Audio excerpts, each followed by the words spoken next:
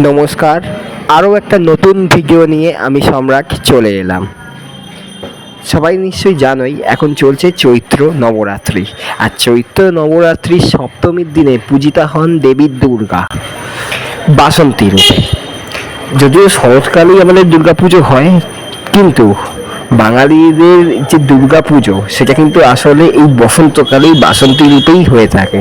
তাই কলকাতায় বেশ কিছু জায়গায় কিন্তু এই বসন্তকালে বাসন্তী অর্থাৎ দেবী দুর্গার পূজা কিন্তু হয়ে থাকে। আর তেমনি নিউ আলিপুরের হাজরা পরিবারের এক বাসন্তী পুজোয় চলে গেছিলাম আমি।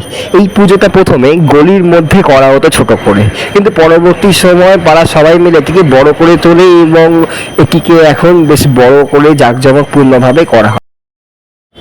এরপর চলে গেছিলাম ঢাকুরিয়া লেক কালীবাড়িতে, সেখানেও হয় বাসন্তী পুজো। দেখতেই পাচ্ছ কি সুন্দর, এক চালার মধ্যে কি ছোট্টর মধ্যে কিন্তু খুব সুন্দর একটা প্রতিমা আনা হয়েছে এখানেও।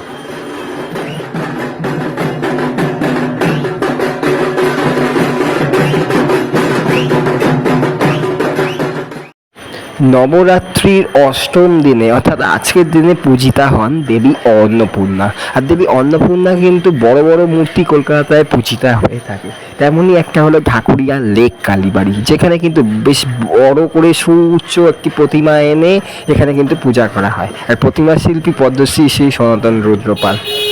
ঠাকুরের মুখ দেখেই বুঝতে পারছো যে খুব সুন্দর নিখুঁত একদম কাজে একটা পরিপূর্ণ প্রতিমা এখানে রয়েছে, যেখানে দেবী অন্নপূর্ণা রয়েছে এবং তার পাশে বাবা মহাদেবও রয়েছে। খুব সুন্দর কিন্তু লাগছে প্রতিমাটা, এক কথায় জাস্ট অনবদ্য লাগছে।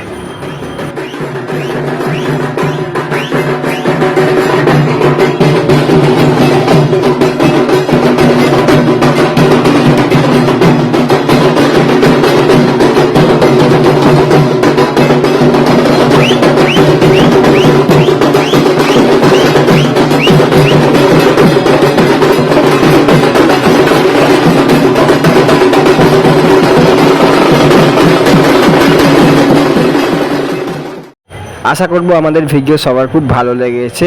টেক কেয়ার, দেখা হচ্ছে পরের ভিডিওতে।